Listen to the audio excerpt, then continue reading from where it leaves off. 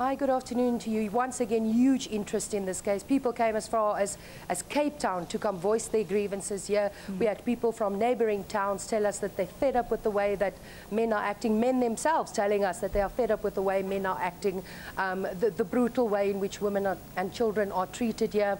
Of course, the men appeared in court today covering their faces again. And the case was postponed to the 26th so that both of them can apply for bail.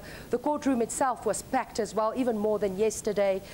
With a lot of media attention from as far as China and England. We saw media houses present there. So this case has definitely, it's left its mark on the community of Bredasdorp, and the people are feeling it very, very deeply. And it seems like the people around the world are feeling it with them.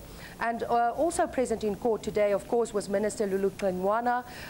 She sat in during the proceedings, and we had the opportunity to chat to her before, but now she agreed to give us a short interview again to tell us what she thinks about this court case. Minister, good afternoon to you. You went as far as calling these men monsters. Why did you do that? Well, I think the brutality with which they abused this child, they not only raped her, they mutilated her body and left her for dead. And it was not just one man, it was a gang rape. I think monsters are the only ones that can commit such a heinous crime. Why are we seeing an escalation, or it seems that we're seeing an escalation in these brutal attacks on women and children? Well, we're seeing an escalation of these cases.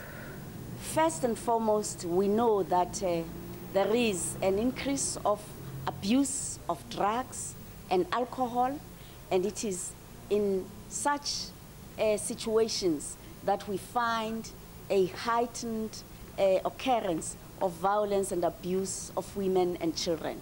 We are calling, and we have called this morning on our courts not to give bail to these monsters. We are calling on our courts to pass the harshest sentence possible. We are calling on community leaders, NGOs, women's organizations, including men themselves, who are happy this morning. We saw men demonstrating outside this court saying, "Not in our names."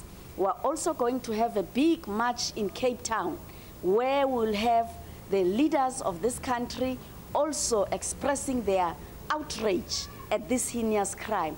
And we're calling all our communities to work together with the government, with the police, even to come to court as witnesses to ensure effective and speedy sentencing of these criminals. And Minister, just lastly and briefly, are you looking at tightening the Children's Act to ensure that these people receive the sentences they do and that they're caught and punished accordingly? We're actually looking at the Domestic Violence Act, and we're looking at the gaps in that act. We're looking at all legislation that will help us actually close all the loopholes and gaps like the Sexual Offences Act, so that we can speed up and come up with harsher sentences that will act as a deterrent to these monsters. And there you heard it, Minister Lulu Klingwana saying that they're looking at closing the gaps in the legislation to ensure that perpetrators are caught and punished accordingly. And with that, back to you in the studio.